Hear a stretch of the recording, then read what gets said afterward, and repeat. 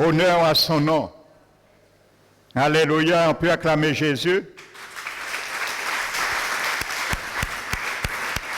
Alléluia, on peut acclamer le Père. Et on peut acclamer le Saint-Esprit. Alléluia. Merci, Esprit de Dieu, au milieu de nous. Nous t'élevons, notre Seigneur Jésus, comme nous l'avons chanté. Merci pour ce si grand amour que tu as manifesté envers nous, qui fait que nous sommes là aujourd'hui pour te rendre la gloire qui t'est due, afin de siéger pleinement au milieu de nous. C'est toi seul, Seigneur, qui est monté sur la croix du Calvaire. Et lorsque tous nos péchés, non seulement les nôtres, mais l'humanité était sur toi, le Père s'est détourné de toi, car ses yeux étaient trop purs pour voir le mal, le péché. Tu lui as demandé, oh Dieu, pourquoi m'as-tu abandonné? Et il s'est retourné et il a vu ton corps était baigné de sang. Il a pu te regarder et nous regarder, car il ne voyait plus nos péchés, mais il voyait le sang qui couvrait nos péchés. C'est pour cela, ce matin, nous te donnons gloire, Père, car lorsque tu nous vois, tu vois le sang de Jésus qui couvre nos imperfections. Merci pour ce privilège. Merci, Seigneur, ce matin encore, de nous conduire pour entendre tes préceptes, pour entendre le conseil de ta parole, dont je suis un instrument. C'est pour cela que je m'humilie ce matin entre tes mains, et que ton onction de ton esprit tombe sur moi ce matin encore, afin qu'il soit la main pour me conduire. Seigneur, que tu puisses mettre les paroles dans ma bouche, que ce matin, Seigneur, que celui qui a la capacité insuffisante pour bien saisir la portée de ta parole, le témoignage de ta parole, que tu raffermis son cerveau, que tu agis par ton sang, Seigneur, appliqué sur son système neurotransmission de son cerveau, Seigneur. Que tous ceux et celles, Seigneur, qui ont distancé, Seigneur, tes préceptes au plus près d'eux, que ce matin, que ces préceptes soient le plus proches possible, qu'ils n'ont jamais connu de leur vivant, qu'ils soient ainsi ce matin, Père éternel. Que ton esprit fasse toutes ces œuvres salvatrices, Seigneur, au milieu de nous, pour chacun de nous, afin que ton nom soit glorifié, magnifié. Merci, Seigneur, que tu me donnes le contrôle, l'assurance de ta parole, de ce message, afin que seul ton nom soit glorifié. Je prends autorité ce matin dans ce lieu, et de parler, de chasser tout esprit de distraction, tout esprit de sommeil, au nom de Jésus. Je vous chasse dans ce lieu, je vous chasse dans les vies, au nom de Jésus-Christ. Prends ta place, Seigneur, et donne gloire à ton saint nom, au milieu de nous, Jésus. C'est au nom de Jésus, Père, nous t'avons prié, et nous te glorifions. Amen. Alléluia. Donc je vous bénis, frères et sœurs. Alléluia. Je bénis et je salue fraternellement tous ceux et celles qui sont parmi nous et ceux et celles qui nous visitent éventuellement. Alléluia. Amen. Nous dit celui qui est à ton côté, tu as la bonne place. Alléluia. Quand tu vas entendre de bonnes choses. Alléluia. Nous allons ouvrir la parole de Dieu dans le livre d'Exode, le chapitre 7.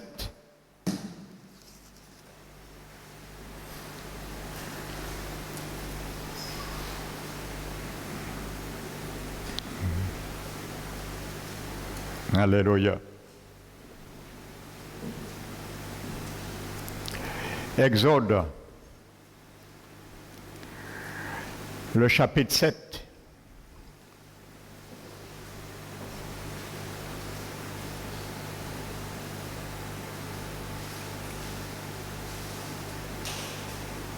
Verset 16.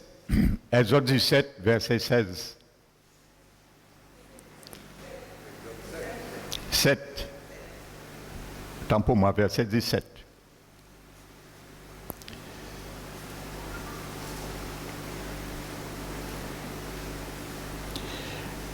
Dans le verset 16.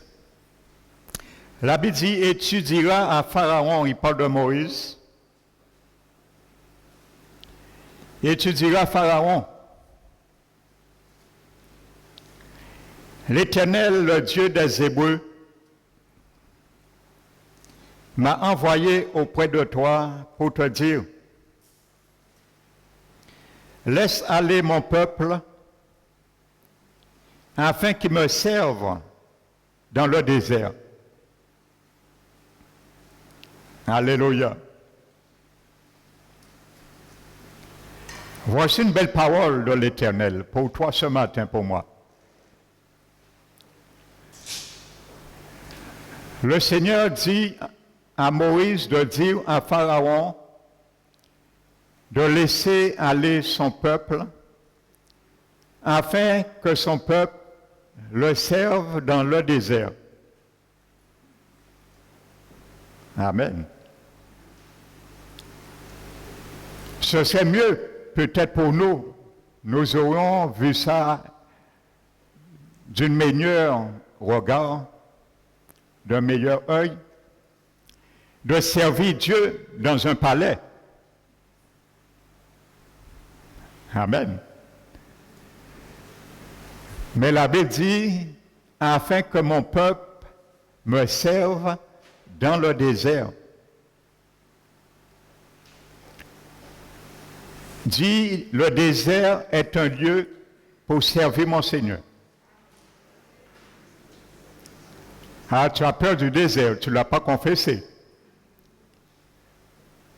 Le désert est un lieu pour servir mon Seigneur. Et il y a ceux qui hésitent, qui le proclament à voix basse. Tu as peur du désert, mais tu n'as pas le choix. Car nous allons voir, tu vas servir aussi le Seigneur dans le désert. Le désert n'a pas été fait pour les Hébreux, mais tu es aussi un Hébreu spirituel. Donc c'est pour toi aussi ce partage pour moi. Alléluia.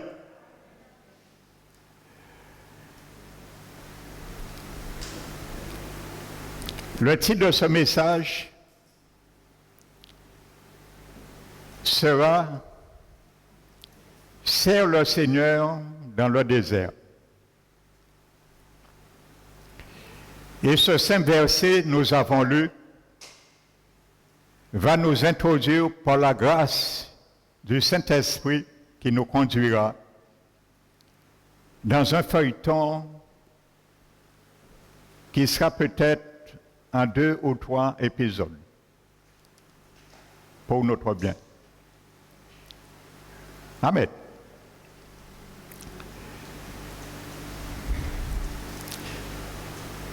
Nous allons, frères et sœurs, avant de rentrer, je vous invite à prendre la parole de Dieu dans le livre de Jean, l'évangile de Jean, le chapitre 6. Amen.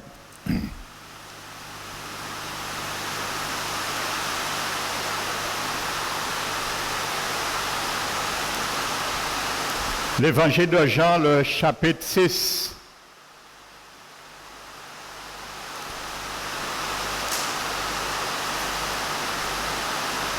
Notre Seigneur Jésus qui parle.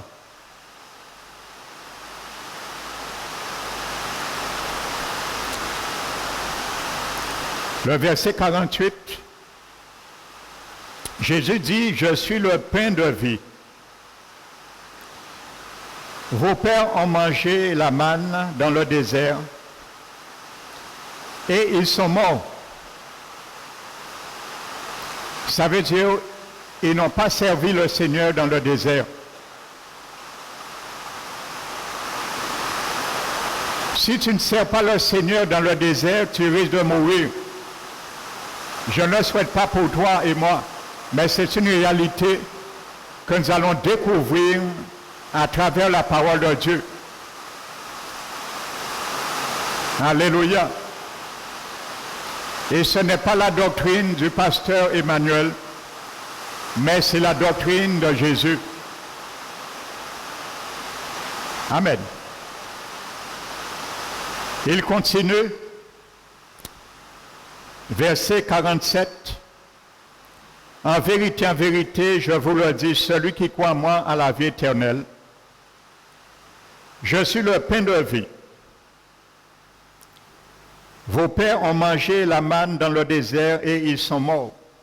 Il dit au verset 50, c'est ici le pain qui descend du ciel. Mais Jésus est déjà sur la terre. Hein? Amen. Alléluia. Afin que celui qui en mange ne meure point.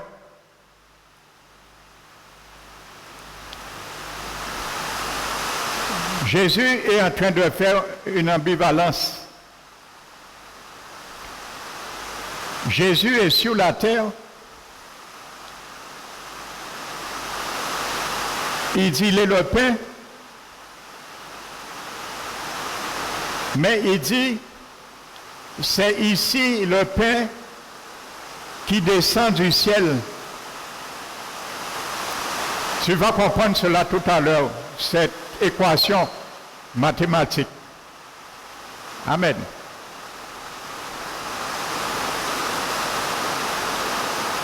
Il dit, afin que celui qui en mange ne meure point.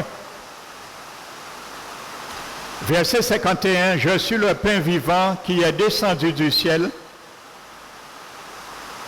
Amen. Si quelqu'un mange de ce pain, il vivra éternellement. Et le pain que je donnerai, c'est ma chair, que je donnerai pour la vie du monde.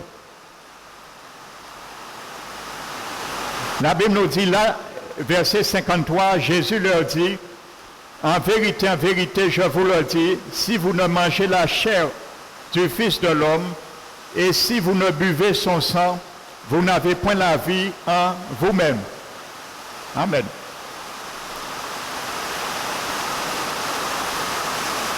Dans le grec, dans l'original, le verset 50, 51 et 53 que nous venons de dire, et dans sa forme verbale, à l'aoriste. Cela veut dire que c'est un événement, ça décrit un événement qui a été accompli une fois pour toutes dans nos vies. Ça veut dire en réalité, j'ai bu, j'ai mangé, tu as bu et tu as mangé une fois de ta vie. La chair de Jésus et son sang. Amen. Ça veut dire que ce sang, nous l'avons bu une fois. Amen. Nous allons voir comment. Et dans toujours le grec, dans l'original de ce texte, à partir du verset 54 jusqu'au verset 58, la forme verbale des verbes qui parlent de manger et boire, comme dans les précédents versets, sont dans sa forme verbale au participe présent. Ça veut dire, ce participe présent décrit une action qui se continue et qui se perpétue par la suite. Amen. Donc, ça parle fort. Ça veut dire que le jour que nous avons accepté Jésus comme Sauveur et Seigneur,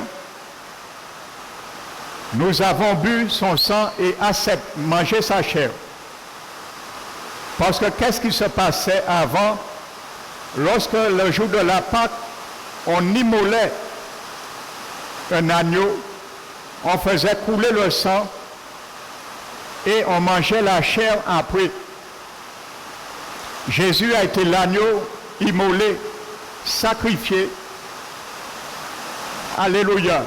Et lui-même l'a dit le jour qu'il a scellé l'alliance, il a dit que ce pain est mon corps et ce vin est mon sang. Donc dans ce passage, Jésus ne parle pas de la Sainte Seine. Amen. La Sainte Seine est une image de cette réalité, qui nous rappelle cette réalité. Mais Jésus ne parle pas de la Sainte Seine là. Maintenant, une fois que nous avons accepté le Seigneur Jésus dans nos vies pour notre salut, la Bible nous dit, Jésus nous dit par la suite que nous devons continuer à manger sa chair et à boire son sang, et il ponctue sur quelque chose ensuite qui ne ponctue pas sur les 3 versets qui sont à l'aoriste. Les 3 précédents versets, Jésus ne dit pas « et je les ressusciterai le dernier jour ». Amen. Mais ensuite, du verset 54 à 58, il parle « je le ressusciterai au dernier jour ».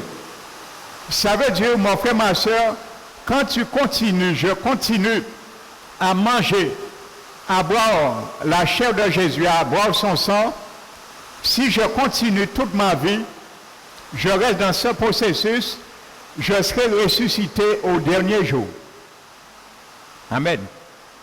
Mais si je ne continue pas ce processus, même si j'ai eu la vie éternelle, une fois pour toutes, j'ai bu le sang et j'ai mangé la chair, ça ne me donnera pas la résurrection d'entre les morts. Amen. Voici premièrement ce langage que nous devons bien comprendre. Maintenant, nous allons comprendre quelque chose. Pour simplifier les choses, comment nous continuons à manger la chair de Jésus et boire son sang? Ce n'est pas la Sainte Seine, je dis bien, que Jésus parle et nous enseigne là. Amen. La Sainte Seine ne sauve personne, comme le baptême d'eau ne sauve personne lui-même. Alléluia. Ce sont 2 sacrements, 2 images représentatives d'une réalité spirituelle qui a été déjà accomplie. Amen. Nous allons bien comprendre cela. Jésus parle de la manne qui est sortie pendant le désert et le peuple est mort, bien qu'en le mangeant. Donc, nous allons voir tout à l'heure, la manne est une typologie de Jésus lui-même. Parce qu'il dit, je suis le pain descendu du ciel. La manne descendait du ciel également. Mais c'est une nourriture physique. Amen. Mais qui avait une image spirituelle pour nous aujourd'hui. Donc, comprenons quelque chose. C'est comme si Jésus, maintenant, étant glorifié, il prend un bout de pain, un sandwich, et il va faire un sandwich. Il faut bien comprendre cela. Qu'est-ce qu'il va faire? Jésus, maintenant, étant la parole incarnée, est devenu chair. Maintenant, va prendre sa parole. Il va couper sa parole et à l'intérieur de sa parole, il va mettre sa chair et il va mettre son sang. Ça veut dire quand tu vas manger ce sandwich, le sang de Jésus sera le ketchup pour toi. Chaque fois que tu vas manger la parole de Dieu, tu vas manger la chair de Jésus qui est à l'intérieur et tu vas boire son sang aussi qui est le ketchup de ce sandwich.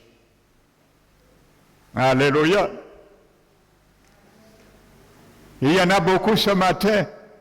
S'il y avait ce sandwich à McDo, nous l'homme pas à McDo, hein? Alléluia. Donc nous allons considérer cela, car c'est une réalité. Jésus est la parole de Dieu, la parole faite chair. Amen. La parole personnifiée. Donc quand tu prends la parole de Dieu, tu la manges, tu manges la chair de Jésus. Tu manges ce que sa chair a fait pour toi, pour te sauver. Tu bois ce que son sang a fait pour toi, pour te pardonner tes péchés. Donc chaque fois tu vas continuer à manger d'abord cela, tu vas rester dans cette démarche afin de rester et de continuer à être sauvé. Parce que la Bible, je vous dis, à partir du verset 54 jusqu'à 58, dans le grec, la forme verbale est au présent, en participe présent. Alléluia. Donc voyez, frères et sœurs, nous ne devons pas nous arrêter. Un jour, nous avons dit, Seigneur, ce sang est bon à boire, parce qu'il me pardonne tous mes péchés, et je m'arrête là. Il faut qu'il y ait une continuité. Amen. Et vous savez, un verset qui nous décrit parfaitement l'objectif du désert, parce que n'oubliez pas le titre, « Laissez aller mon peuple afin qu'il me serve dans le désert ». C'est Paul qui nous le décrit dans 1 Corinthiens chapitre 10. Écoutez bien ce matin, frères et sœurs, nous sommes dans les derniers temps. Ça, c'est un message des derniers temps que je vous prêche ce matin, parmi tout autres, entre autres. Jésus revient. Alléluia. Le coronavirus est un signe précurseur, je vous le dis. C'est un signe prophétique. Ça n'est jamais arrivé dans le monde. Que toutes les nations soient touchées par une épidémie. C'est la première fois que ça arrive, c'était prophétisé. Alors préparons-nous et écoutons bien ce que dit la parole de Dieu ce matin, ce que dit l'Esprit ce matin parmi nous. Paul, dans 1 Corinthiens 10, nous dit, il parle aux chrétiens sauvés. Il dit, frères, je ne voudrais pas que vous soyez dans l'ignorance en ce qui concerne nos pères. Il dit, ils ont tous passé sous la nuée. Ça veut dire la présence de Dieu qui les dirigeait. Qu'est-ce qui te dirige, toi qui es né de nouveau? Le Saint-Esprit qui est la présence de Dieu et la nuée, c'était l'Esprit de Dieu. Amen. Il dit, ils ont tous traversé la mer Rouge. Ils ont tous, vous allez voir, Paul ponctue sur toujours le mot tous. Ça veut dire que Dieu ne fait acceptation à personne. Le désert est valable aussi bien pour les laïcs, pour les chrétiens normaux, je parle laïcs, ou les leaders. Alléluia. Ils ont tous mangé la même nourriture spirituelle. Amen.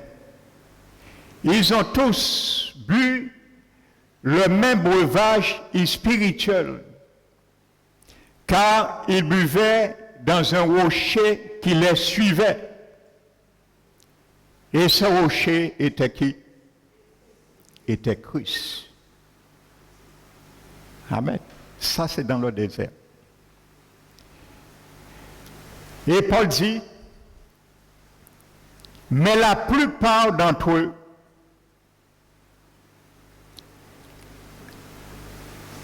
n'ont pas été raisonnables aux fidèles, aux tests, aux épreuves. De ce fait, ils ont péri dans le désert. Et Paul dit, tout cela a été écrit. Il parle aux chrétiens nés de nouveau à Corinthe. Pour nous servir d'exemple, afin que nous n'ayons pas de mauvais désirs comme eux. Donc tu peux traverser le désert, mais ne pas rentrer à Canaan, mourir avant. Et perdre tout l'avantage, le bénéfice de ton salut. Amen. Paul est clair dessus. Et notez bien, je fais une parenthèse et je la ferme tout de suite, parce que c'est un autre sujet. Paul parle dans 1 Corinthiens 10 de 3 baptêmes dont parle la Bible. Et nous sommes favorables à ces 3 baptêmes. Paul parle de 2 baptêmes. Alléluia. Que nous devons passer, dont un sauve. Et il parle d'un 3e baptême qui est optionnel, qui ne sauve pas non plus. Quand Paul dit, nous avons tous marché sous la nuée, la direction du Saint-Esprit. Et regardez bien l'Égypte, je crois que c'est le chapitre 12, lorsque le peuple a pris la première Pâque, le sang était aspergé, ils sont sortis, c'est à ce moment que la nuée a commencé à les guider et à les protéger. Donc c'est la présence de Dieu, l'Esprit de Dieu qui nous guide et qui nous fait marcher par l'Esprit. Quand Paul dit, ils ont tous été baptisés en Moïse, dans Corinthiens 10, dans la nuée et dans la mer. C'est là Paul parle des 3 baptêmes. Paul dit, ils ont tous été sans exception. C'est pour montrer que Dieu ne fait pas exception à personne, ni de préférence, frères et sœurs. La règle est pour toute personne de son royaume. Et il y a une seule constitution, c'est la Bible, dans le royaume de Jésus. Alléluia. Baptisé en Moïse, Moïse était la personnification de Jésus, Israël, l'Église. Amen. Ça s'appelle le baptême du ou par le Saint-Esprit. Baptisé en Moïse, c'est ce que la Bible appelle être baptisé en Jésus-Christ par le Saint-Esprit. Paul dit, ils ont été baptisés dans la nuée, le baptême dans le Saint-Esprit, un 2e baptême, et baptisés dans la mer, le baptême d'eau. Donc, Paul, implicitement, parle, ils ont tous reçu le baptême. C'était une image, la mer Rouge, le baptême d'eau, le baptême dans la nuée et quand on est sauvé, la Bible dit que l'Esprit nous baptise dans le corps du Christ, il nous baptise en Christ et que le baptême d'eau est l'image de cette réalité spirituelle. Donc je ferme la parenthèse. Amen. Donc voici l'image favorable. Il y a un 2e texte que la Bible nous dit dans Deutéronome chapitre 2, chapitre 8 plutôt. Écoutez bien ce que dit l'Éternel. Il dit à son peuple, souviens-toi, souviens-toi, tous les chemins Voici l'objectif du désert pour toi et moi ce matin. Amen. Parce que l'objectif du désert, c'est nous ramener à Canaan, notre salut éternel. Alors, pour bien comprendre cela, il dit, souviens-toi, tous les chemins, il y a des chemins que le Seigneur nous fait passer à travers le désert. Le désert est grand et vaste. Tous les chemins que l'Éternel, ton Dieu, t'a fait passer à travers les 40 années dans le désert.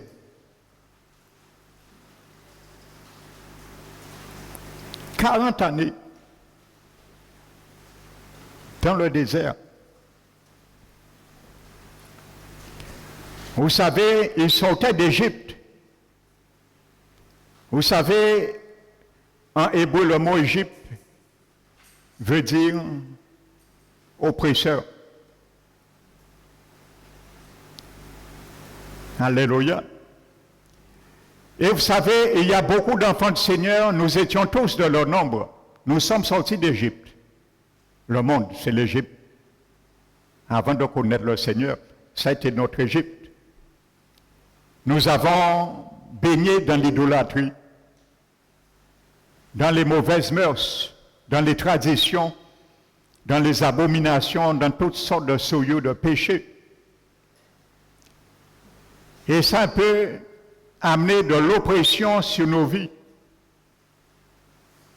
Et c'est pour cela, vous savez, quelqu'un qui est oppressé, c'est quelqu'un qui est presque dépressif. Si ce n'est pas attention, il rentrera dans la phase de dépression.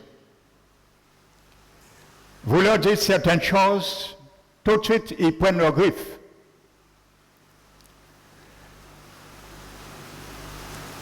Dans Israël, les Hébreux étaient sortis de l'oppression. Maintenant, le Seigneur va les ramener dans un hôpital qui s'appelle le désert.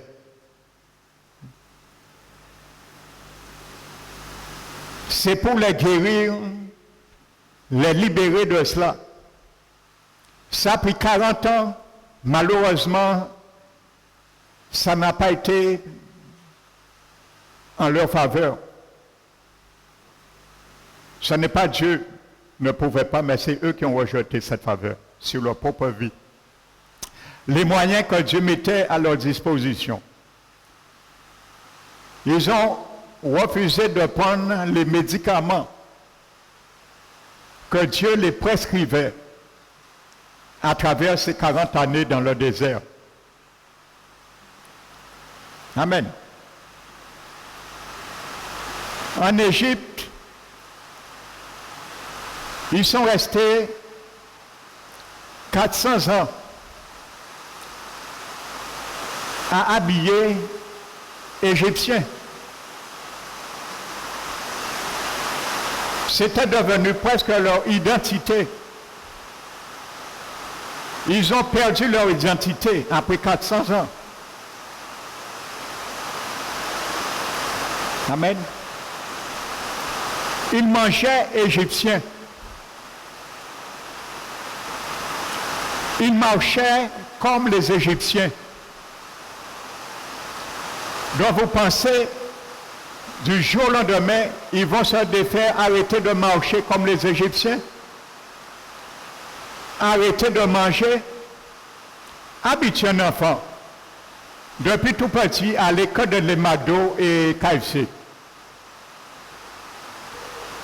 Et à un moment donné, un médecin lui dit, il faut arrêter que cet enfant mange McDo ou KFC pour sa santé.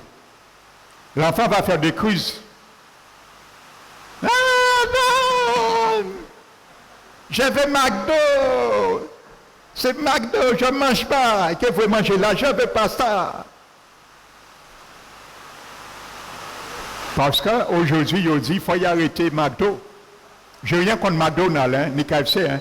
Je prends ça comme exemple. Amen.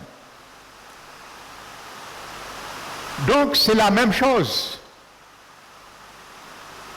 c'est du jour au lendemain.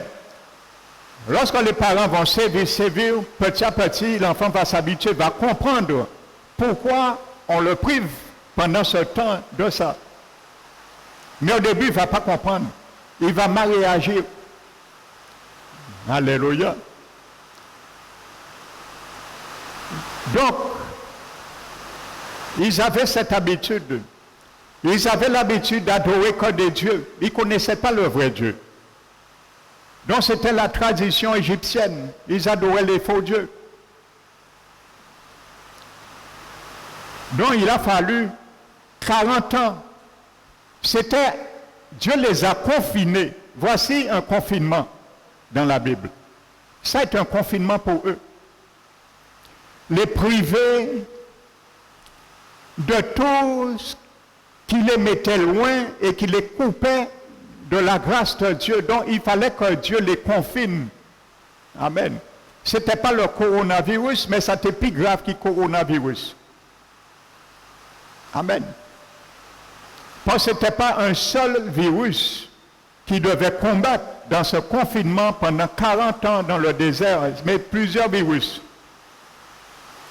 Les virus de l'Égypte, l'idolâtrie, les repas, les pots, les marmites, le pain à satiété. Ils ne cessaient de crier à cela, de regretter cela. Parce qu'ils sont sortis d'Égypte. Ils étaient plus en Égypte, mais l'Égypte était dans leur cœur. Il y a beaucoup de chrétiens, ils crucifient la chair, mais les désirs et les œuvres de la chair, ils les portent chez eux. Ils ne les crucifient pas. Vous savez, Dieu dit, bon, je suis chrétien, j'irai plus en boîte de nuit. Oui, ça c'est un mobile de la chair. Mais ils ne vont plus aller physiquement dans une boîte de nuit, mais ils vont prendre la boîte de nuit et ils vont amener la boîte de nuit chez eux. Ils ne veulent pas crucifier les désirs et les œuvres de la chair. Ils vont l'amener chez eux. Au lieu de aller en boîte, ils vont prendre boîte là, au lieu de crucifier des désirs là, ils vont quimber des désirs là et que mener à Kazayo à travers les musiques. Les mêmes musiques qu'ils vont entendre dans les boîtes de nuit, ils ne seront pas dans les boîtes de nuit, mais ils amènent cette musique chez eux. Alors la boîte de nuit rentre chez eux. C'est ça, ils ne veulent pas crucifier leur désir. Mais le Seigneur Jésus va nous ramener, le désert est fait pour là. C'est un hôpital pour nous désapprendre, pour nous désaffectionner des choses que nous aimions et nous affectionner des choses d'en haut. Amen. Donc, je reviens à Deutéronome 8. L'Éternel dit, souviens-toi, les 40 années, tous les chemins, je t'ai fait passer à travers les 40 années dans le désert. Voici l'objectif du désert, mon frère, ma soeur. Ce n'est pas pour te perdre, ce n'est pas pour te faire du mal, ce n'est pas pour te détruire. Le Seigneur dit dans Lamentation de Jérémie, ce n'est pas par son bon plaisir que Dieu afflige le Fils de l'homme. Il dit, afin de t'humilier et de t'éprouver. Amen. Dans l'hébreu, te tester. Pour connaître les dispositions de ton cœur, si tu obéirais oui ou non à mes commandements. Voici l'objectif du désert. Souviens-toi, pour t'humilier, t'éprouver, afin de connaître la disposition de ton cœur, si tu observeras ou non mes commandements. Donc le désert est fait pour te tester vis-à-vis les choses de Dieu, pas pour te détruire. Et il a dit, je t'ai fait souffrir la faim. Je t'ai humilié, je t'ai fait souffrir la faim. Amen. afin que tu saches que l'homme ne vivra pas de pain seulement, mais que l'homme sache qu'il vivra de tout ce qui sort dans la bouche de l'Éternel. Amen. Donc voici l'objectif du désert. Amen. Pour connaître la disposition de nos cœurs. Il a dit, je t'ai donné, envoyé de la manne que ni toi ne connaissais, ni tes pères. Quand je t'ai fait souffrir de faim. Amen. Donc, il crée une situation pour te faire manger la parole de Dieu. Dieu crée des situations dans le désert pour nous faire manger le sandwich. Parce que dans le sandwich, il y a la chair de Jésus et il y a son sang. Et Jésus a dit, il faut continuer à manger sa chair et il faut continuer à boire son sang si nous voulons être ressuscités le dernier jour. Alléluia. Amen. Donc voici cela, frères et sœurs. Amen. Maintenant, Moïse, vous savez, Moïse était le plus grand leader du désert. Il n'y avait pas de plus grand leader que Moïse. Lui qui avait la charge de conduire le peuple et les faire rentrer à Canaan. Mais n'est pas rentré ni lui ni le peuple. Pourquoi? Nous allons voir. Amen. Vous savez, Moïse, à un moment donné, la Bible dit qu'il a tué un Égyptien lorsqu'il a vu que cet Égyptien qui était en charge de conduire une partie d'esclaves hébreux, il frappait cet hébreu. Moïse l'a tué. Et pour fuir de la main des Égyptiens, Moïse s'est fui et il est allé dans le désert. Et il est resté 40 ans avec son beau-père Jéthro dans le désert. 40 ans. Amen. Donc, quelqu'un qui a découvert le désert pendant 40 ans, pour Dieu faisait l'affaire. Pour conduire le peuple. Pour traiter le peuple et éduquer le peuple et les ramener à Canaan. Il était bien choisi pour cela. Alléluia. Mais la Bible nous dit, il n'est pas rentré.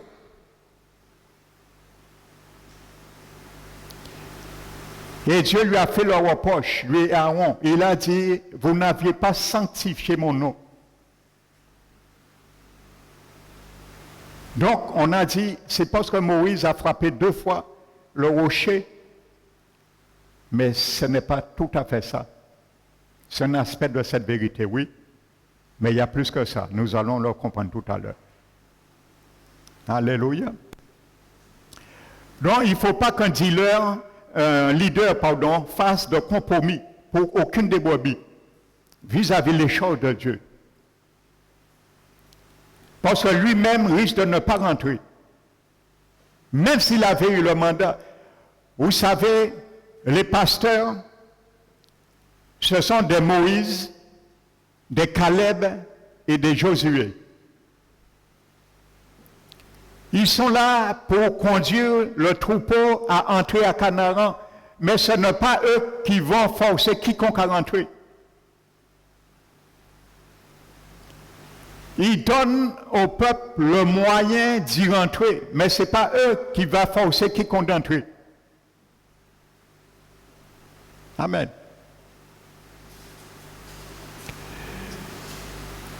Alléluia.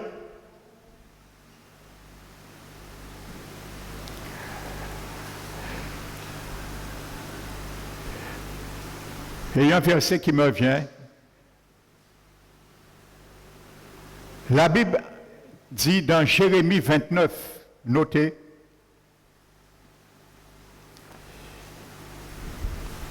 il dit à son peuple,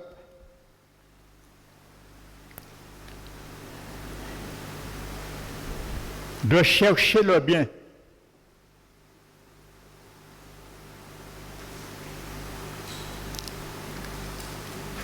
Recherchez le bien.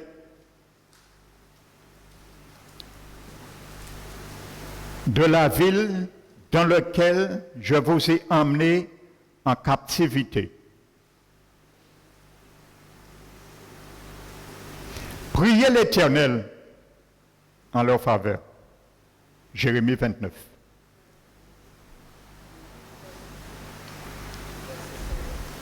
Verset 7.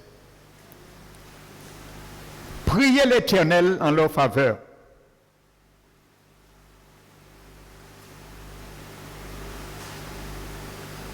Car votre bonheur dépend du sien.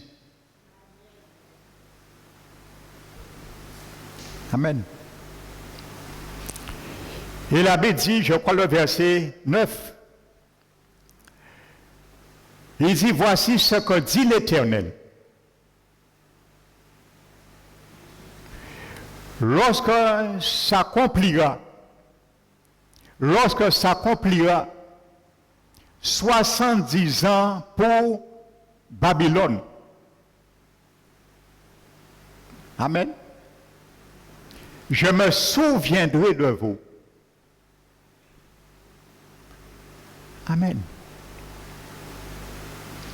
Et j'accomplirai à votre égard mes bonnes paroles. Amen. Lorsque je vous ai fait venir dans ce lieu. Quand Dieu a envoyé Israël pour rester en captivité 70 ans, Dieu avait un objectif.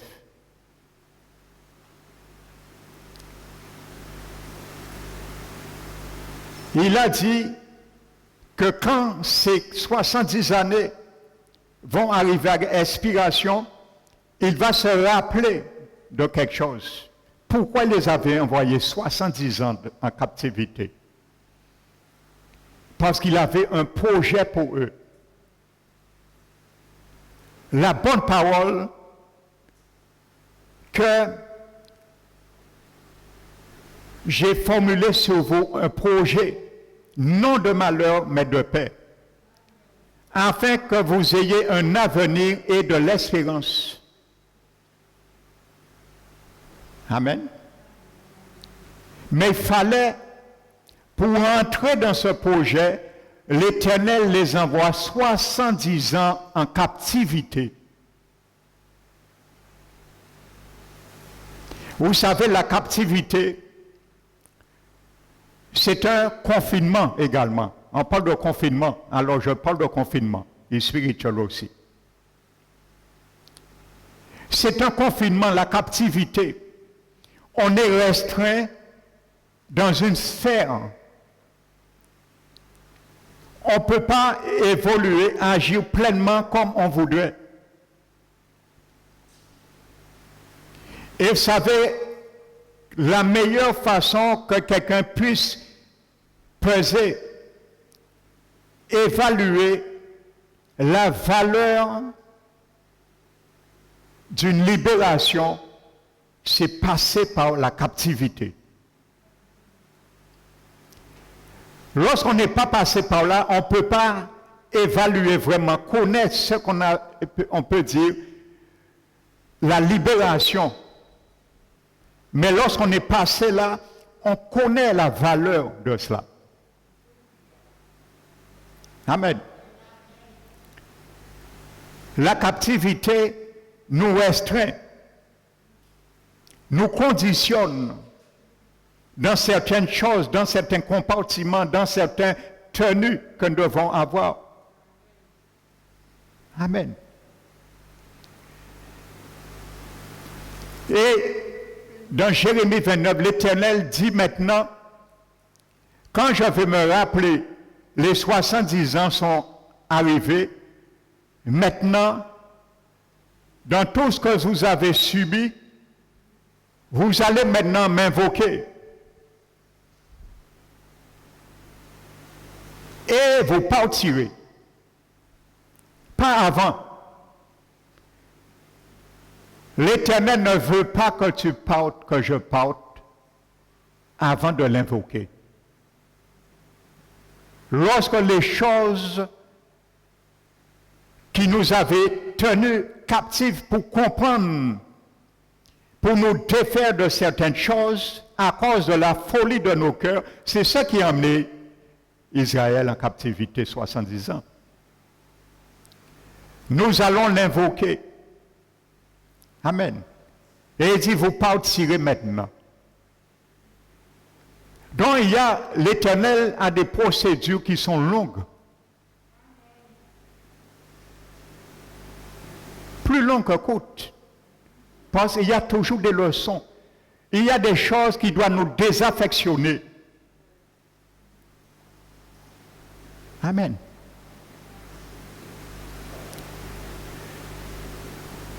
Et vous savez, le lieu l'Éternel a bien choisi, c'est Babylone.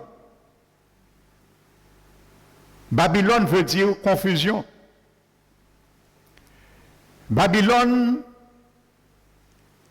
est née par Nimrod, le premier grand idolâtre de l'univers sur la terre, avec son épouse Sémiramis. C'est eux qui ont amené toutes les cultes idolâtres à mystère, religion à mystère, qui sont incarnés sous divers noms au cours des âges. Et même l'adoration de la Vierge Marie qu'on a incarnée sur la Madone est sortie par Nimrod à Babylone. Alléluia. Donc il n'y a rien de nouveau sous le soleil. Et ils ont décidé, il y avait une seule langue, de monter et de défier Dieu en faisant une tour pour toucher le ciel. Et l'Éternel a dit, ils sont unis, rien ne va les empêcher. C'est pour ça, frères et sœurs, le diable a peur de l'unité. S'il y a quelque chose que Satan a peur, c'est l'unité. Dieu a dit, ils sont unis. Rien ne va les empêcher. Quand l'unité est là, frères et sœurs, on peut faire des merveilles. Et c'est pour cela que le diable combat l'unité dans les églises. Parce que lorsqu'il combat l'unité, c'est la division et lui, il peut rentrer. Il a libre cours de rentrer dans une église dans la division. Lorsqu'une église se bat pour l'unité, le diable reste dehors. Parce que tous convergent dans le même sens, dans le même objectif, dans le même but. Et c'est là Dieu a dit, il va diviser, mais c'est une mauvaise unité là, Babylone. Dieu les a confondus.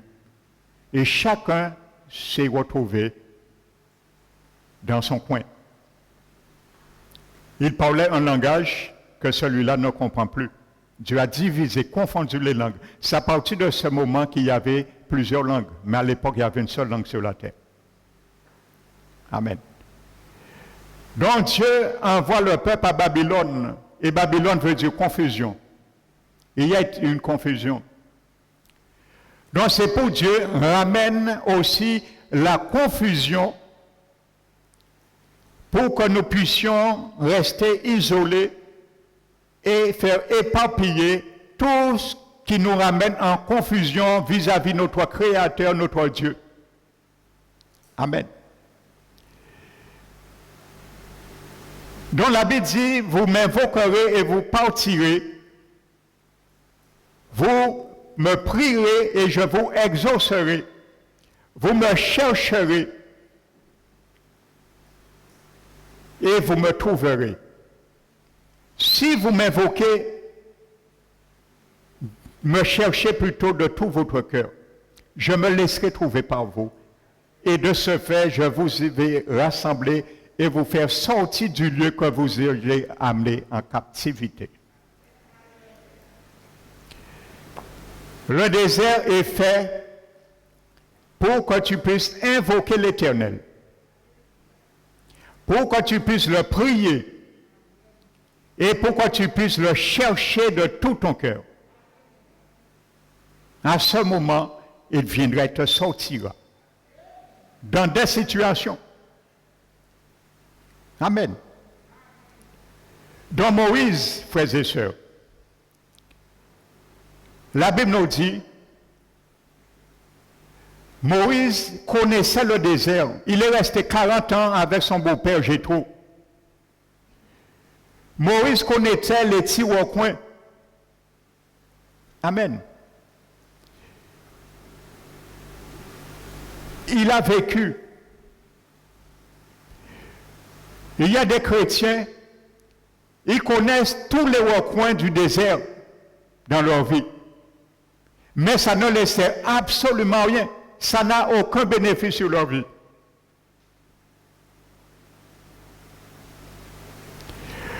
Le premier lieu, le peuple a commencé à contester, c'est à Mara. Notez Exode 15. Mara veut dire amertume. Dieu commence à traiter des traits de caractère. Quand nous venons, Seigneur, nous sortons d'Égypte, mais nous devons passer par le désert pour aller à Canaan. Ils ont commencé à se plaindre. Après 3 jours de marche, nous soif, nous sommes morts. On s'y prend à Moïse. Et l'Éternel dit à Moïse, prends ta verge, prends un bois, mets dans l'eau, et l'eau devient adoucie. Et ensuite, la Bible nous dit, ils vont vers une montagne qui s'appelle Élim, et ils se reposent là. La Bible nous dit, vous savez, nous avons lu Deutéronome 8, Dieu dit, souviens-toi, Dieu implicitement fait mention d'Exode 15. Parce que Dieu dit à son peuple que si, après que Moïse a intercédé, Dieu lui dit que si tu écoutes attentivement la voix de l'Éternel ton Dieu, amen. Si tu fais ce qui est bien à ses yeux, si tu rends attentif tes oreilles à ses commandements, et si tu observes toutes ses lois, je ne te frapperai aucune maladie dont j'ai frappé les Égyptiens, car je suis l'Éternel qui te guérit. Et la Bible dit qu'à ce moment, Dieu commence à les mettre à l'épreuve. Il fait alliance avec eux là, une alliance de guérison. Vous savez, on dit souvent Yahvé Rapha, mais dans le tresse hébraïque, ce n'est pas Rapha, c'est Yahvé Raphé. Le mot Yahvé Raphé veut dire dans l'hébreu, je suis l'Éternel qui est en train de te guérir. C'est pas je suis l'Éternel qui te guérit, mais je suis l'Éternel qui est en train de te guérir. L'Éternel commençait à guérir, à traiter un trait caractéristique de leur caractère qui était l'amertume, contestation, amertume. Il fallait que Dieu les amène à Mara, qui veut dire amertume, pour les faire savoir cette amertume qu'ils ont pris d'Égypte, il faut laisser ça dans le désert, dans le test du désert. Donc il y a des choses, mon frère, ma soeur, il faut que nous laissons dans le désert pour entrer dans notre salut. À Canaan. N'oubliez pas, Dieu a dit, laisse aller mon peuple pour qu'il me serve dans le désert. C'est ça rendre service à Dieu. Un service agréable, accepté de manger le sandwich. À l'intérieur, il y a la chair de Jésus et il y a le sang de Jésus, la parole, ce sandwich. L'accepter. Parce que la chair de Jésus et son sang décrit tout ce qu'il a fait. Et nous l'avons en nous. Ça coule en nous. Nous avons la capacité, le devoir et le pouvoir de le faire parce que Jésus vit en nous. Et chaque fois nous croyons, nous acceptons, nous obéissons à sa parole, nous mangeons sa chair et nous buvons son sang. Amen. Donc ils ont commencé à faire grimace. Ils ont commencé à manger ce sandwich là et ils ont arrêté. Ils ont fait grimace. Ils n'ont vieux goût. Ils n'ont pas assez sel. Ils n'ont pas ni qu'à manquer de petits goûts de piment. Ainsi de suite. Je paraphrase. Alléluia. C'est pour cela que Dieu dit, rappelle-toi, les chemins que je t'ai fait passer dans Deutéronome 8. La Bible nous dit, rebelote, vous voyez, la première chose, Dieu les a amenés, c'est apprendre à boire. Et le deuxième événement, vous allez voir, c'est tout de suite après le chapitre suivant, le chapitre 16, ils vont maintenant contester, ils ont faim maintenant. Voyez, la soif et la faim. Amen. Et c'est là Moïse plaide et Dieu envoie le matin la manne et le soir des cailles, la viande.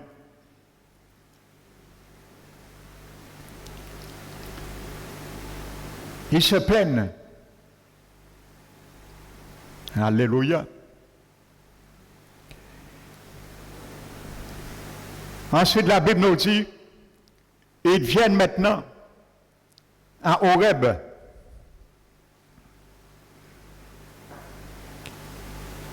Alléluia.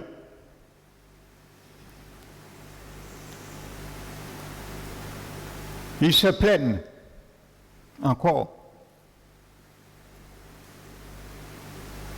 C'est là Dieu donne ce nom Massa et Mériba. Massa veut dire rebelle, rébellion. Et Mériba, querelle. Donc, voyez, frères et sœurs, lisez tout le pérégrination d'Israël pendant ces 40 années. Il y a beaucoup de leçons spirituelles. Nous n'allons pas tout détailler. C'est très trop long. Alléluia. Ils contestaient.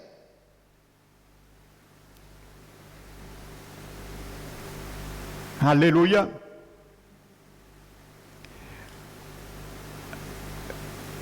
Lorsqu'ils arrivent, frères et sœurs, à la montagne, on appelle Or, la montagne de Or. Maintenant, ils ont soif et ils ont faim.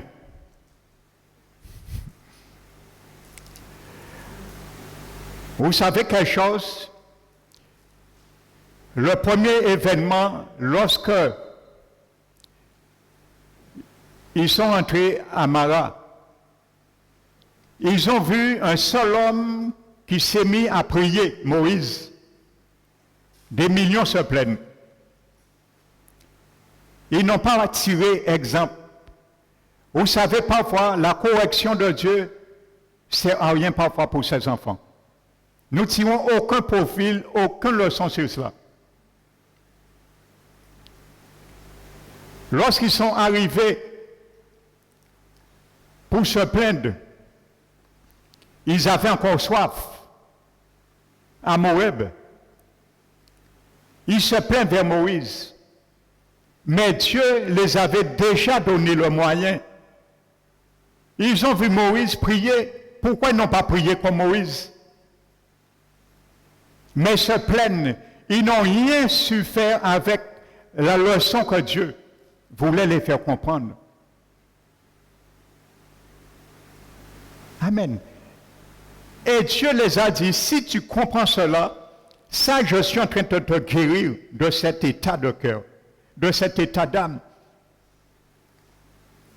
Pour la même chose, ils ont vu Moïse prier. Ils auraient dû dire, bon, j'ai pris ma leçon, je vais prier. Et comme Dieu a envoyé Moïse jeter un bout de bois pour adoucir l'eau, il va faire quelque chose. Mais non, ils sont restés dans leur état d'âme.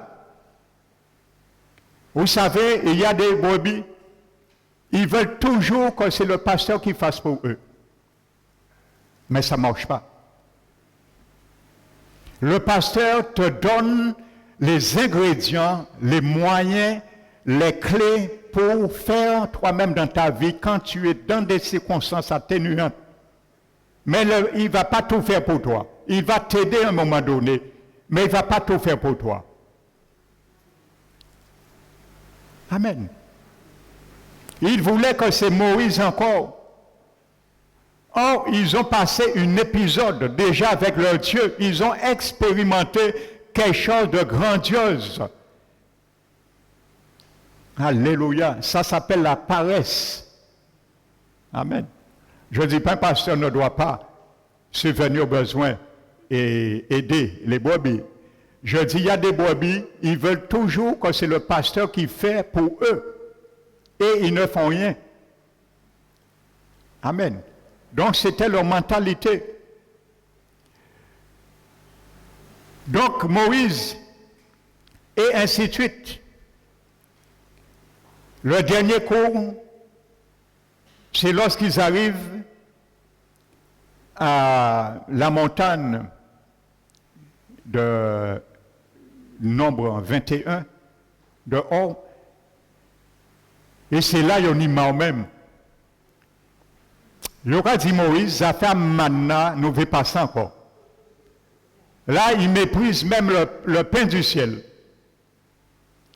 Et c'est là l'Éternel envoie des serpents brûlants maintenant.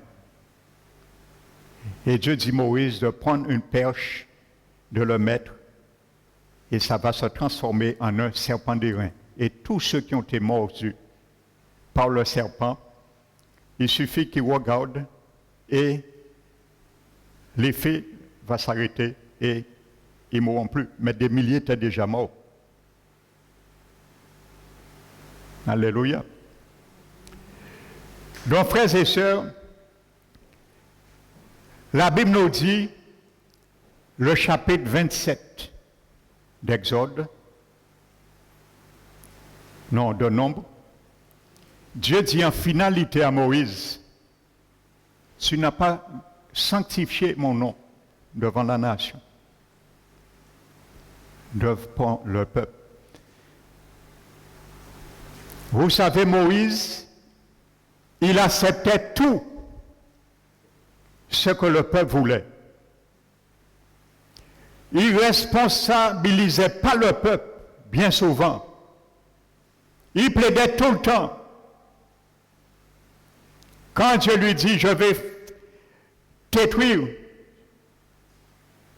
frapper ce peuple, il dit, non Seigneur, si tu ne te repens pas, efface mon nom dans ton livre de vie.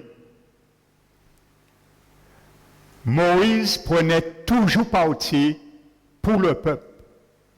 Qu'il a fait bien ou ça il a fait mal, il toujours prend parti pour eux. Et c'est ça qui a déplu à Dieu. C'est ça qui a empêché Moïse d'entrer en gros à Canaan. Il ne corrigeait pas le peuple. Il acceptait tout ce que le peuple voulait accepter. Et lui, t'es qu'à plaider. Il y a un moment de vous plaider, mais il y a un moment, il faut retirer les mains. Quand le peuple sait, il faut laisser le peuple responsable de ses actes. Quand le Seigneur les parle. Parce que le désert était fait pour là. Ce n'est pas pour rien que Dieu a dit à Moïse, laissez aller mon peuple afin qu'il me serve dans le désert. Si on fait tout pour le peuple, comment ils vont servir l'Éternel? Alléluia. Donc, vous savez, Moïse a étudié le désert. Il savait, là, il y a telle chose. Il y a un puits là. Là, il fait chaud. Là, attention, il y a des serpents là. Il connaissait le lieu. Il y a des chrétiens, ils connaissent le désert par cœur de leur vie. Mais ils ne bénéficient pas. Ce sont des leaders du désert. Des chrétiens du désert. Et vous savez comment reconnaître un chrétien du désert? C'est le chrétien qui se plaint toujours, manifeste toujours de l'insatisfaction de toutes choses. Ça, c'est un chrétien du désert. Mais vous allez voir, dimanche prochain, il y a un autre type de chrétiens, des leaders de Canaan. C'est ceux-là qui ont pris le son à travers les épreuves du désert et qui rentrent en Canaan. C'est ceux-là qui ont appris à voir ce que d'autres n'ont pas vu et où beaucoup mettaient le regard. Donc le chrétien du désert, il connaît le désert parce que leur vie est un désert bien souvent, mais ils ne reviennent jamais. Ils sont en confinement. Ils ne sortent jamais dans ce confinement parce qu'ils n'apprennent pas leur leçon. Et tant que nous n'allons pas apprendre notre leçon, nous n'allons pas sortir. Méditez bien sur Jérémie 29. Je me souviendrai, lorsque les 70 années se seront écoulées pour Babylone, et j'accomplirai ma bonne parole à votre égard. Amen.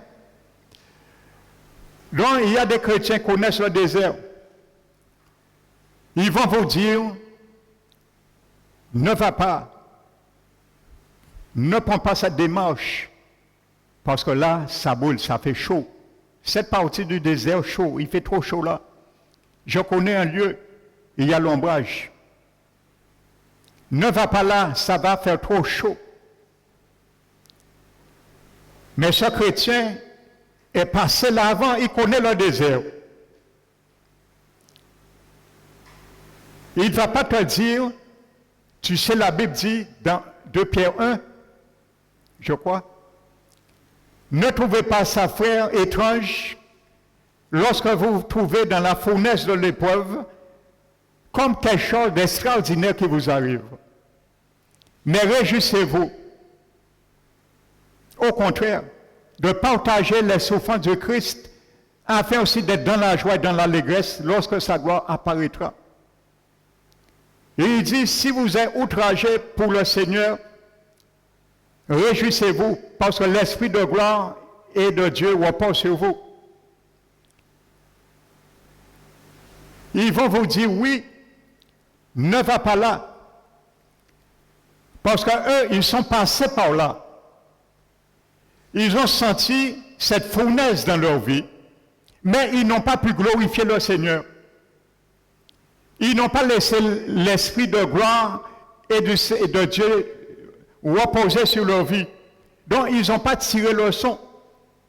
Mais comme ils savent que si tu vas dans ce compartiment, tu auras la joie de te réjouir des souffrances du Seigneur, ils ne vont pas te le dire.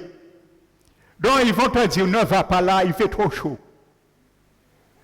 Mais ils ne vont pas te dire, après cette épreuve, il y a la paix qui est derrière ton cœur et ton âme.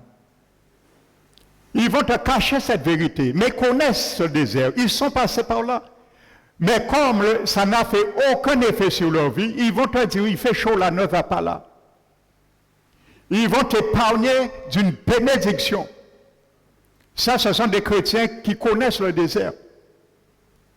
Mais ils sont restés, ils tournent toujours en rond dans le désert. Ils vont te dire, attention, ne va pas à Rephidim. Alléluia. Ils ont contesté à Rephidim. Et il y a eu guerre aussi avec Amalek. Ils vont te dire, ne va pas réfléchir, mais parce que les choses là s'embrouillent. Ils vont t'éviter. Alléluia. Ils connaissent là, il y a la guerre. Donc ils vont t'éviter de faire la guerre à ton âme. Ce que tu dois mettre dehors. Ce que tu dois démeubler dans ta vie. Alléluia. Ils vont te donner des conseils dans le désert, étant dans le désert, mais pour que tu puisses rester avec eux dans le désert, ils ne vont pas t'orienter comme il faut, mais ils connaissent le désert. Ils connaissent l'objectif du désert, mais comme ça ne les a pas ôté rien, et ils connaissent, ils ont découvert les principes agissants de Dieu. Donc, il y a des chrétiens comme ça, frères et sœurs. Ils connaissent.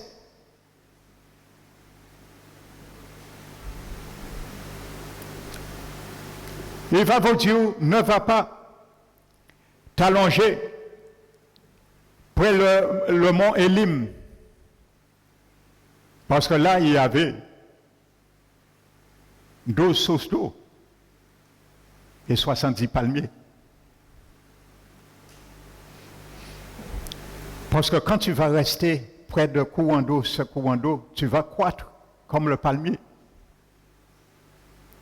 Il va te dire non là.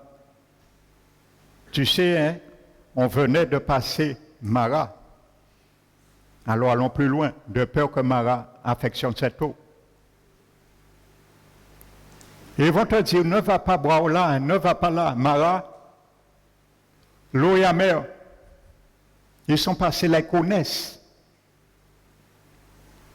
Mais ce n'est pas, c'est un médicament. Car quand Dieu te montre l'amertume que tu as, il adoucit. C'est un médicament. Donc, comme il voit que tu es amer comme elle, la personne, il ne va pas t'envoyer là. Parce qu'il sait, elle, ça ne l'a pas guéri. Parce qu'elle a refusé d'être guérie par les eaux de Mara. Il a péché, n'a pas voulu Dieu traite ce trait de caractère. Il sait que tu as le même trait de caractère. Il ne va pas te dire d'aller là parce que tu seras guéri et elle va rester dans son état d'âme. Et qu'elle ne va pas passer là, pas boire là à Mara. Mais elle sait si tu vas là, tu vas vomir l'amertume parce que Dieu va adoucir l'état de ton âme et tu seras guéri. Il se rappelle, Dieu avait dit, voici là, je vous mets à l'épreuve et je traite une alliance de guérison avec vous. Je suis Yahvé Rapha qui te guérit, qui est en train de te guérir. Comme toi, tu n'es pas passé au test, tu ne veux pas que quelqu'un soit guéri. Méfiez-vous des chrétiens du désert. Ils connaissent le désert. Mais le désert n'a apporté aucune faveur pour eux parce qu'ils ont refusé tous les tests du désert. Et la Bible nous dit malheureusement, Moïse vient, je crois, Nombre 27, et Dieu lui dit maintenant, tu vois Moïse, hein, je t'aime, hein, mais tu m'as déçu. Tu te débrouillais toujours à supporter, à couvrir le peuple dans leur désinvolte. Donc, tu ne m'as pas sanctifié. Donc, à cause de cela, tu n'y entreras pas. Ni toi et ni le peuple. Parce que le test n'a rien servi. Alléluia. Il n'a rien servi. Ça vous a apporté à rien. Moïse avait des opportunités de laisser le peuple prendre leurs responsabilités. Une fois, ils ont rouspété, ils ont murmuré pour l'eau. La deuxième fois, Moïse aurait dû dire, vous avez vu ce que j'ai fait. L'Éternel a répondu, mettez-vous à prier. Mettez-vous à prier. Il y a des chrétiens, frères et sœurs, ils sont en conflit entre eux. Ils savent ce qu'ils doivent faire. Ils connaissent la parole. Ils ont déjà entendu des messages concernant leur conflit. Mais ils veulent, c'est le pasteur qui règle le conflit. Non, le pasteur ne va pas régler le conflit. C'est toi, c'est vous qui devez le régler. Le pasteur, c'est un Moïse. C'est un Josué, c'est un Caleb. Ce n'est pas lui qui va vous faire entrer. Il vous conduit, mais c'est vous qui devez décider pour entrer. Amen. Et il y a des moments où Moïse aurait dû exhorter le peuple. Il a fait vos, et quand il dit bon Dieu, effacez non aïe. Ainsi de suite. Mais il y a deux personnes, ils ont pris le son. Josué et Caleb. Ils ont passé le test. Et eux, ils sont rentrés, ils ont piétiné Canaan. Ils ont exploré Canaan. Donc ils connaissaient déjà le territoire de Canaan, ils sont restés 40 jours. Et ils sont revenus. Tel que Moïse est un leader du désert, Josué était un leader de Canaan. Et c'est ce que nous allons voir dimanche prochain. Alléluia. Marche avec des leaders de Canaan. Ceux qui ont découvert, ils peuvent te faire rentrer là. Mais arrête de marcher avec quelqu'un, il connaît que le désert. Il tourne en rond, tu vas tourner en rond dans le désert de ton âme et tu ne vas pas avancer. Même si tu connais tous les points, là c'est un point d'eau. Si nous allons là, je sais il y a un point d'eau. Tu sais, tu as fait 40 ans là, oui, tu connais le désert. Mais ça ne veut pas dire parce que tu connais et il y a un point d'eau là, ça t'a fait du bien. Donc tu ne vas pas emmener quelqu'un là que ça ne t'a pas fait de bien pour que ça lui fasse du bien. Alléluia. Donc ça ne sert à rien de connaître le désert. Et il y a des gens qui connaissent la Bible par cœur. Et vous discutez avec quelqu'un, un leader du désert, un chrétien plutôt du désert. Faites une tête remarque. Il va commencer à vous défiler des paroles. Des paroles, la Bible, hein, des versets, défiler des versets. Des versets. Mais ces versets même ne décrivent rien dans leur vie.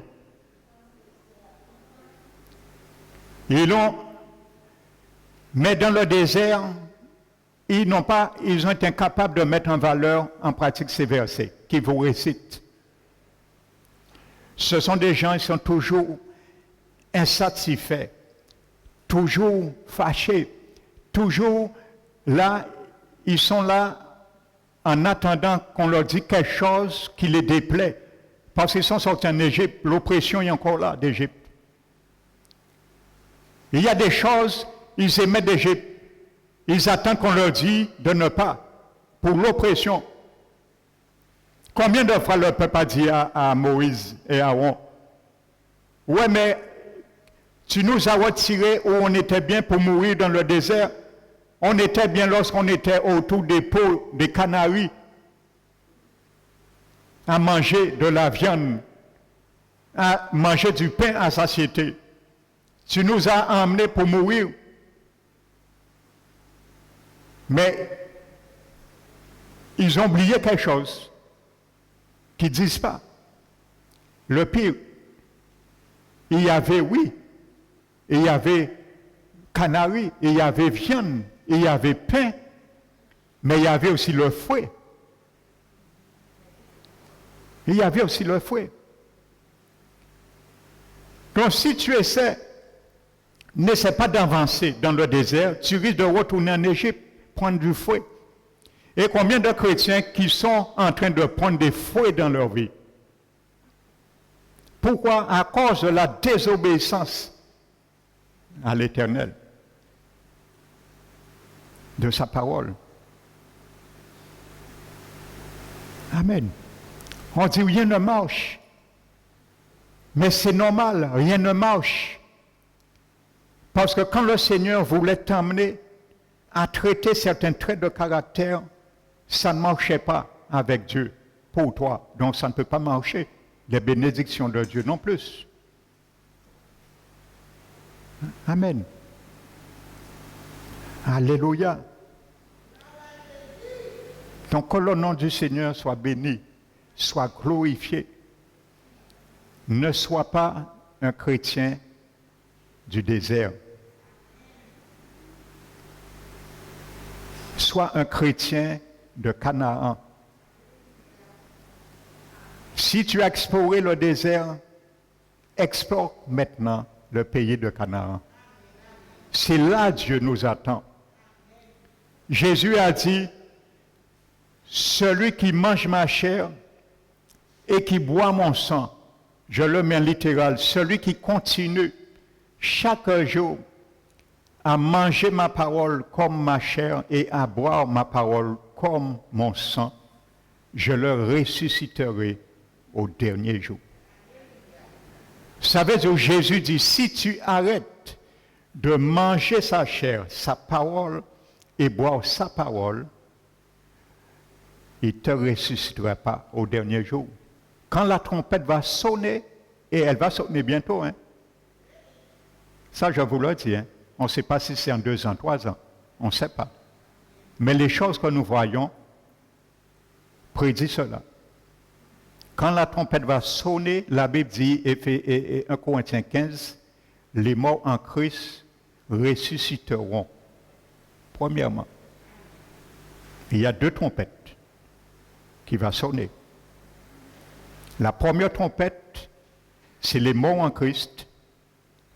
Et la deuxième trompette, que la Bible appelle la dernière, par l'Apocalypse, il y a un amalgame qui a été fait, c'est les vivants qui seront présents lorsque Christ viendra et la trompette sonnera.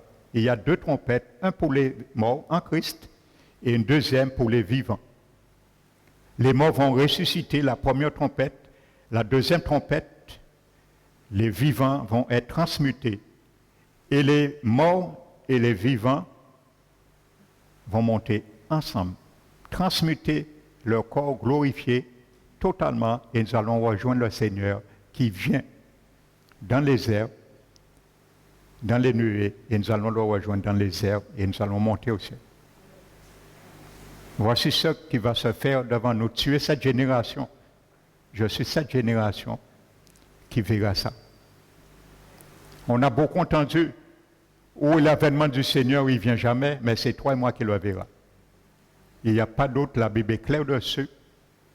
Je ne fais pas de fausses prophéties, c'est biblique. Jésus avait donné ce signe pour toi et moi. Il avait dit que lorsque Israël fleurira, il a parlé du figuier qui va fleurir. Et il a dit, cette génération qui verra le figuier fleurir ne passera pas tant que tous les autres signes jusqu'à l'avènement du Seigneur ne s'accomplissent. Il parlait d'Israël qui deviendra une nation. C'est ça Israël, le figuier de Dieu, c'est Israël, il devait fleurir. Et Israël a fleuri en 1948.